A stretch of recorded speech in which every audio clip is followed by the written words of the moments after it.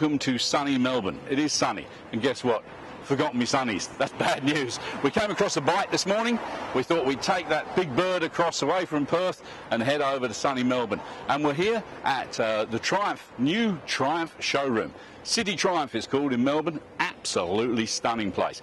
We're going to go and have a chat with Matt. He's the head honcho, and just get him to tell us a little bit about this fantastic showroom. Well, I actually managed to catch up with Matt in here. Very, very busy man. We're standing next to this fantastic Triumph Tiger XC. We'll talk about that in a few minutes. But Matt, Triumph, City Triumph, Triumph City, which is it? City Triumph. City Triumph. When did this place open? City Triumph opened in November of 2009.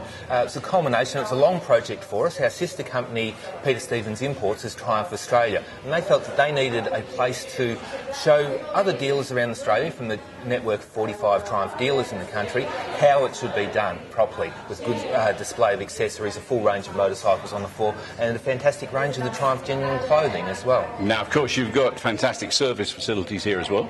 We've got the largest motorcycle workshop in Australia upstairs. It's 20,000 square feet. Every technician is equipped with 2 benches. It's a lot of expense to the company, but it expedites and makes the process cheaper for owners. We've got over 30 staff employed up there, and if you look at most small motorcycle, single or twin franchise dealerships around the country, they're lucky to have 7 or 8 staff working. So 30 dedicated staff, technicians and administrative staff. It really gives us a top quality workshop. Yeah, for sure. Now, Triumph, obviously, in the last 5 years has become a major player in the, let's say, age group of 35 plus. That's correct. If we profile Triumph owners, it's usually a male of 35 years and older. We sell Daytonas and street triples to younger guys, and we sell Bonnies and Daytonas as well to ladies as well. But the majority of our customers would fall into that male 35 and over category. Okay, now we're obviously going to be talking about the street triple very soon with somebody who's a bit of an expert on street triples. We'll have a chat with him shortly. But we're standing next to this rather wonderful XC, this Triumph XC. It's the new one that's come out. It's a new Tiger. Now, tell us a little bit about this. Okay, this is an evolution of the Tiger. The Tiger started out as a 955cc engine with the motor that was originally developed for the Daytonas and the Speed Triples in the late 90s. It used to come equipped with a 19-inch front wheel, but then in 2005 Triumph changed the design parameters of that bike. It went fully adjustable upside-down fork, so top quality suspension, adjustable for preload, compression and rebound damping, 17-inch wheels, which are modern road bike sizes, radial mounted brake calipers, so it became more of a grand tourer to suit the Australian climate, where we might be travelling at high speeds, certainly in excess of 100 kilometres an hour on rough roads, secondary roads and things like that. It has an extra 2 inches of suspension travel to give you a more compliant ride. The Tiger 800 is a little bit of a different beast to that. This is our first entry into the dual sport or adventure riding marketplace. This is a serious bike. It's probably 25 to 30 kilos lighter than a 1050 Tiger. So it's a lot more manageable in difficult terrain where you're doing quite often feet down, or you might even be walking beside your bike to traverse a certain particularly difficult section. But it's fantastic. While the castings are actually different to the 675 Daytona and Street Triple, it is that basic engine design, but it has been stroked out to provide an increase in torque. We don't see much in the way of horsepower increase. It's still around 95 horsepower, which is very similar to the Street Triple, but we're up closer to the 80 newton metres of torque, and that makes the bike fantastic to ride. Yeah, it would be. One bike I'd also like to look at and have a chat with you about is the fantastic new Storm. Oh, the Thunderbird Storm. Now, when I get a demo, I always get a black bike for my demos, and I try and make them blacker, and it's fantastic that Triumph's done that for me. Well, what we'll do is we'll wander over, we'll have a little chat about this fantastic new machine from him. Tell me a little bit about this machine. Well, they say the red ones are faster, but the black ones are blacker. And the Triumph has just nailed it with this bike. Gone are the chrome engine covers. We've got the wrinkle finish black. We've got black lower fork legs. So the shock springs are black. The handlebar risers are black. One of the great styling features of it too is that they've taken the headlights from the Rocket Roadster. I see that. Twin headlight setup, and they're blacked out and mounted as well. Fantastic. They still have gone with this petrol tank speedometer. I personally don't like it because you're constantly taking your eyes off the road, looking down. Dangerous. To me, I would have thought maybe some speedos and some instruments up here, but then looking at it, I think that might distract from the fantastic handlebar setup. It absolutely looks beautiful. I mean, that does look nice. They've just tried to keep the whole top front of the motorcycle as uncluttered as possible. You would be surprised, but once things start to get added to the top, it raises the overall height of the bike and it makes it look different to the way it actually is. So keep everything low and out of sight. And of course, the seating position is absolutely fantastic. The balance on this bike is amazing. I mean, it's going to be pretty similar to the standard Thunderbird because it's just got the 1700 kit in it. Basically, you buy it with that 1700 kit. Yeah, you can of course upgrade your Thunderbird to a 1700 as well. That's right. It's about a $2,500 exercise. It's fantastic value for money. The engine has to come out of the bike and then we go through and put all the new parts. It's a wet sleeved engine, so we take the sleeves out, replace the sleeves, new pistons, all the crankshaft assembly comes up through the bottom with the conrods and the pistons mounted, then drop the head back on, change the camshaft. So absolutely amazing. No, it is gorgeous, and in black, it does look pretty mean. It does look pretty mean. Now, this is obviously to battle against another make of motorcycle. Well, there's no battle. It used to be at the top of the cruiser class in Australia. There was 5 of the other different models locked in at the top of that class. We just leapfrogged them in the first year, and we probably had sales of this model probably in the region of 70 to 80% more than any single one of those particular models. Now, of course, in that wonderful country, the fantastic US of A, where everything is, absolutely bigger and better, Thunderbird, #1. Top cruisers. Some of the top magazines in the United States, Cycle World is one of them, have nominated this as the best cruiser for the last 2 years. So that means in America, they've rated Triumph over some other local brand. Yeah, that's correct. Look, Triumph makes fantastic motorcycles. There is not one motorcycle in the range that I wouldn't own myself and spend my own money on. And the Thunderbird's just another example of the fantastic way that John Bloor runs the company. He gets the appropriate engineers into place, works on the handling as a top value, gets the motor sorted out and a tremendous motor package put together. And this is a point of difference. Can you name another cruiser that doesn't have a V configuration engine? No, that's right. And the balance is absolutely amazing. On this bike, that is my favourite bike behind us here. I love the Bonneville. I think it's the best bike. Oh, good lad. I think it's one of the best bikes I've ever ridden. It's a no-brainer. You get on it and you just ride it. And this is about the same. This is a 1700. It's a big engine, twice the size of the little 865. A60. Twice the size. But it feels the same sort of weight. It's amazing. It's so well balanced. Try and focus on getting the weight low in the chassis and then centralising them so it has as little effect on the way the motorcycle rides as it possibly can. I dare say, any girls out there, if you fancy, we know Harley Davidson do special colours for girls and things like that, but really, come and try and have a test ride on one of these bikes. They're absolutely brilliant. You will love it. The balance is superb. Any girl that's maybe slight would certainly be able to sit on this bike and ride it. And if this was a little bit much for her, there's certainly other bikes in the range that would be appropriate. That's good. Mate, thank you very, very much. Nice to have met you. Welcome. Got to come down here. City Triumph. Get over to Melbourne. If you're in Perth or you're in Sydney, have a fly down and just come down here for a wander around and see if you can get them to take you upstairs and have a look at the workshops. Absolutely amazing.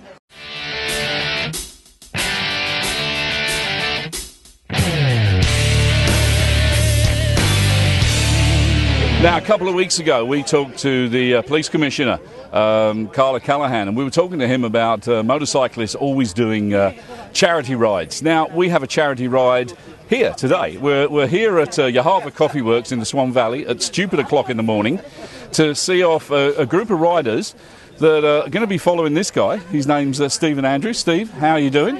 Fantastic, thanks. It's a beautiful morning here in the Swan Valley, and as you can see, we've got a lot of motorbike riders here to join us for our cause. So now, what is the cause, mate?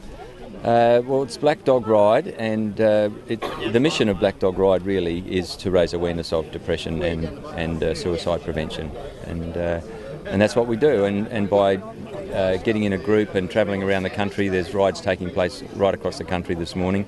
And we hope to start the conversation amongst people to talk about these subjects and hopefully get people to receive the help that they need.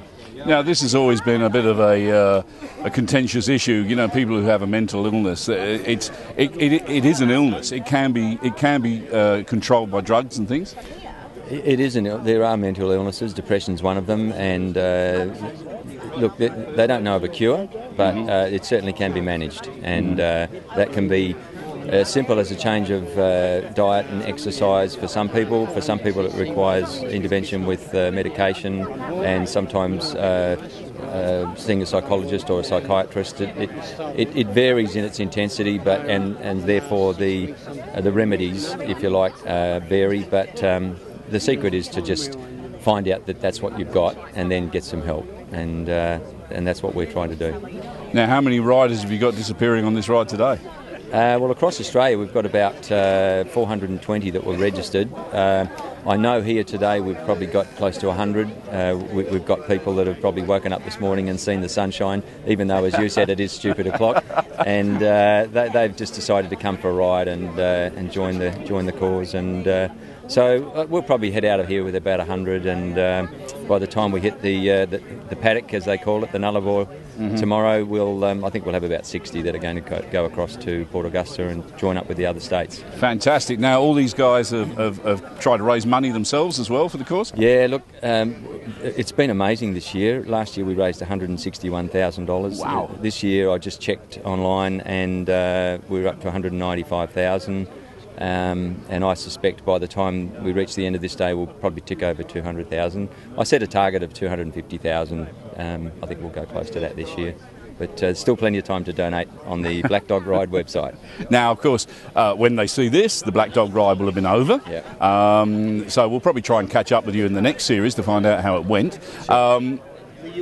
Judging by the success of this one, is there going to be another one next year? Oh yeah, this is the third year we've done this. It's the fourth year of Black Dog Ride, my inaugural ride when I just rode around Australia on my own. This is what's sort of grown from that. And there'll be another ride next year. We're possibly the same, or we're looking at another concept we might introduce, but there'll be a ride. Fantastic. Now, the patron for the Black Dog Ride is our ambassador. I presume you're talking about is Angry Anderson. Yeah. And he's joining the ride. He's actually joining the Sydney ride, but because of commitments, he is joining on the first night in Tamworth. I thought it was quite appropriate as a musical town. So he's joining there on his little Harley Sportster, and I look forward to catching up with him when we all meet in Port Augusta. Now, there's the thing. There's a guy who's got lots of success, lots of money. Still hit him though. Depression still hit him. Oh yeah. Look, as people say, depression doesn't have a postcode. It can affect anybody. It's very big with homeless people. It's just as big with millionaires. It affects everybody, and probably around 1 in 5 people will suffer from it at some time in their life. Amazing. So it's a big subject, and it's a subject that's been a little bit taboo in a sense to be talked about. So we're setting about to change that. Well, look, if there's any way we can help, we will. Obviously, on the show, we'll give this a bit of airing, we'll give a bit of promotion to your cause and what have you. We want to help. We wouldn't mind even coming on the ride next year. We're putting it down there. If you're doing it next year, I think we might come along. We might get a crew with us, and we might come along and have a ride. So I know you've got to go off now and get all these reprobates together. I mean, would you actually let half of these ride a bike? I mean, look at them, for God's sake. They all go behind me, so I don't really care what they're doing there. They're a pretty good bunch, I tell you, and they've all got a very big heart, and we have a lot of fun. Good stuff. Well, excellent. Have a great ride. Have a great ride, guys. Enjoy yourselves. Thank you.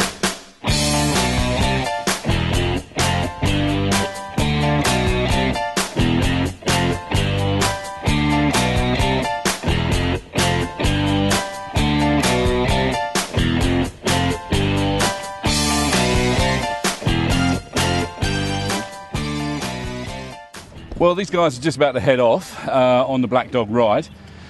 There's some beautiful machines here. There's a Rocket 3 sitting over there, I can see. There's a Goldwing down there, another Rocket 3 down there. There's a Triumph. And I come across this. This is a 250, mate. That it is. This is Brad. Now, he's doing this ride on a 250, that's right? Yep, the 2000 model ZZR. And what, you're just going sort of halfway? No, we're going all the way to Alice. All the way to Alice? All the way. This is loaded to the hilt, mate. Yep, that it is. That's amazing. And you're quite passionate about the Black Dog Ride? Very, very. Yeah? You've had a few experiences yourself? Yes. Oh, yeah. 2.5, 3 years of, wouldn't leave me room. Just, Really? Yep. That's unreal. Yep. So you know what this is all about? Oh, yeah. Yep. Yeah. Amazing, amazing. Now, you're going with your brother, I believe. Yes, yeah. Me and my brother are going on. Yeah. Yeah. And you're pretty right now. You've pulled yourself out a little bit of the problems you had. Yeah, I'm on the upward bound thanks Cool. to family.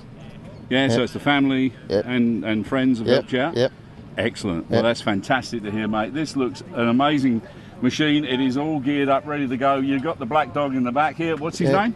That's Winston. Now, I believe actually Winston is he was originally the guy that gave Black Dog the name. Yeah, Winston Churchill. Yeah. Yep. Yeah, he used to call it that he was followed by the black dog, and that's apparently where it all originated And from. that's where it all started from. Yep. That's amazing. And they called the dog Winston, which is beautiful. Well, look, mate, be careful. Yep. Just, to give those little, the rocket threes and the what are called the gold wings, don't leave them behind too fast, will you? No. I think you're going to give it a stick, aren't you? Oh yeah, she's been re-geared Yeah. for the journey. I've had to change the sprockets and. But what about things. road trains and things like that? That must get a bit hairy overtaking road trains. No, well, I've done quite a few long trips, Shark Bay and everything like that, and yeah, she holds up pretty well. Fantastic, mate. Have a great trip. Have a Yep. safe trip, and it's glad to hear that you're on the up and everything's Yep. good. And what a great cause, and I hope you have a good time. Thank you very much. Thank you, matey. Cheers. Thank you.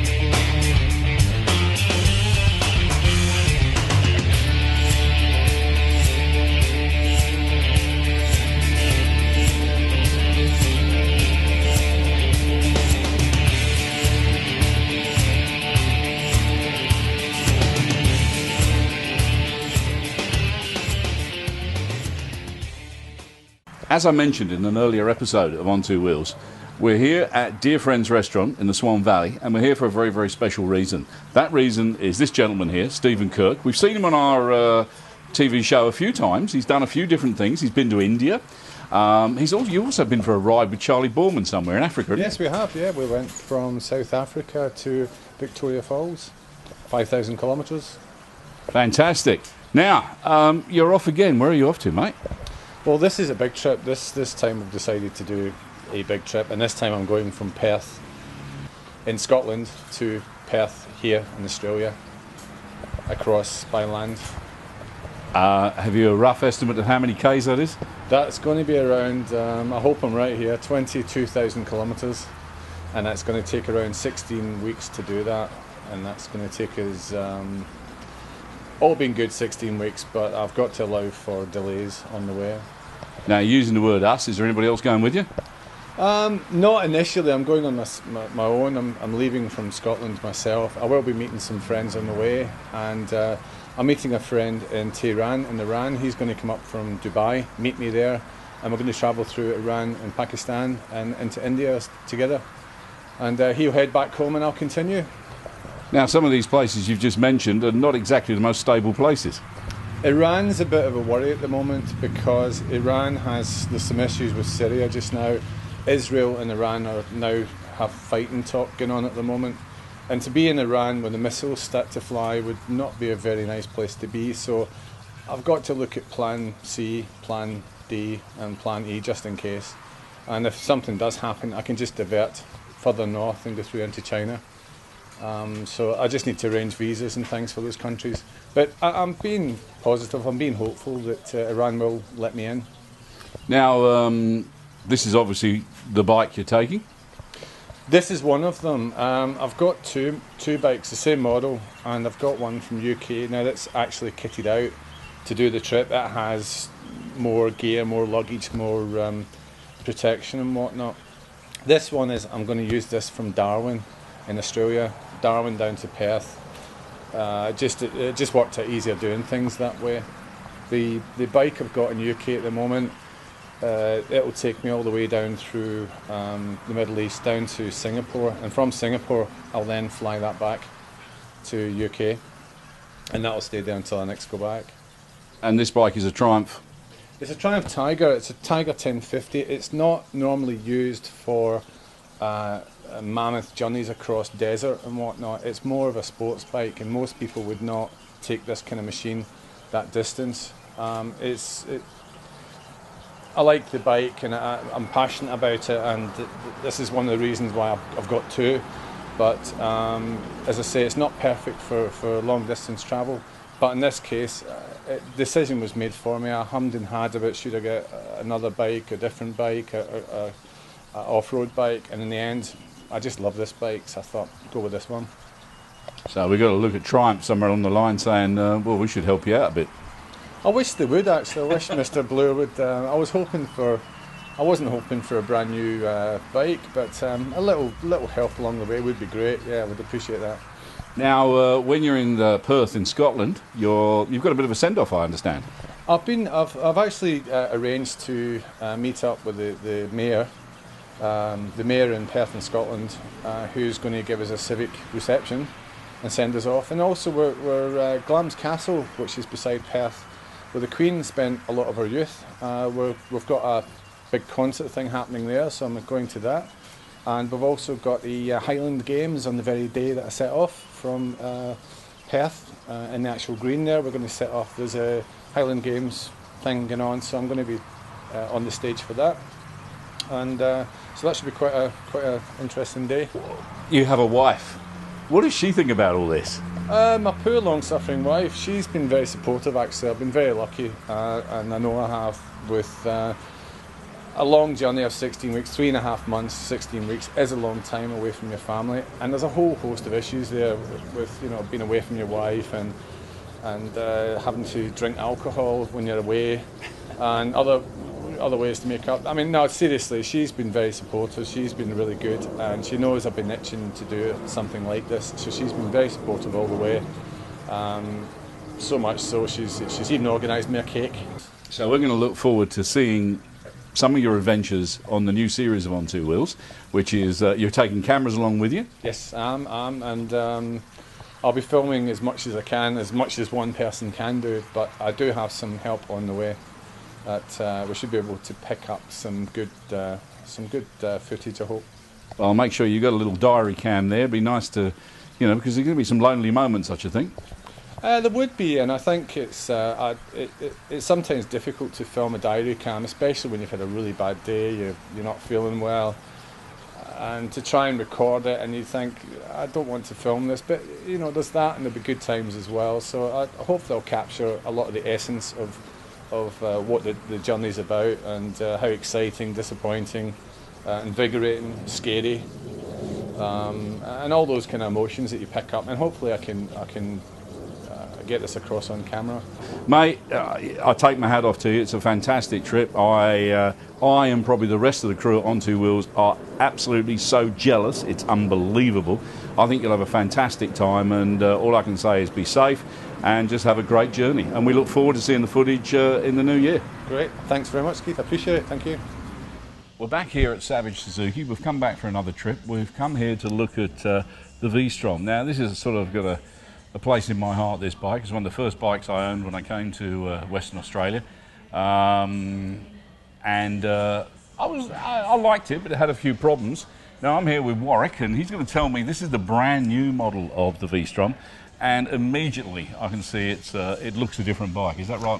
It is, mate, yeah. It's completely different. More cosmetic changes than anything else. Still basically the same engine. They've revised the fuel injection and all that sort of stuff on it. So they do claim better fuel economy on it. They have reduced the fuel tank a little bit, but don't claim any touring range has been lost.